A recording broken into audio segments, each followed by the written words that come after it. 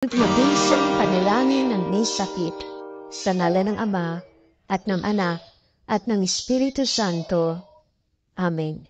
Diyos Ama sa langit, ako ay tumutulog sa iyo ngayon, sa isang panahong kailangan kita.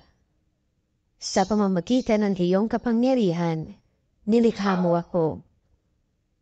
Sa bawat paghinga ko, tuwing umagang ako'y nagigising, at sa bawat sandali at oras ng aking buhay, ako ay nasa ilalim ng iyong kapangyarihan.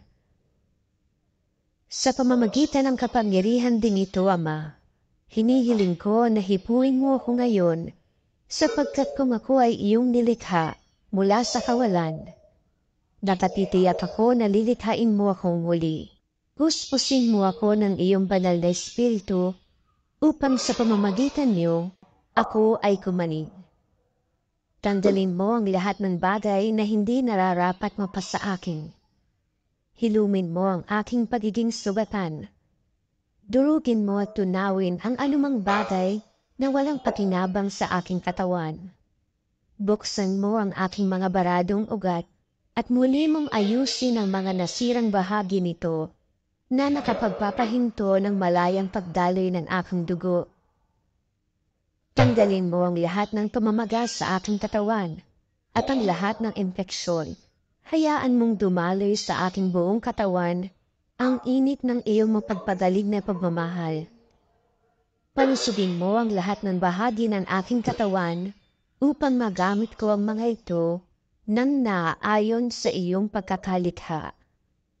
At sa lahat ng mga ito, Ama, ibalik mo ang kalusugan ng aking kaluluwa, puso at isipan, nang sa gayon ay mapaglingkuran kita sa nalalabing panahon pa ng aking buhay. Hinihiling ko ito sa pamamagitan ng mahal na Birheng Maria, tagapamagitan ng lahat ng biyaya, at ni Kristong aming Panginoong Diyos. Amen.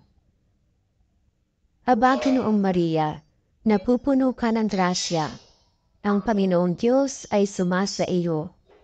Bukod kang pinagpala sa babaeng lahat, at pinagpala naman ang iyong anak na si Jesus.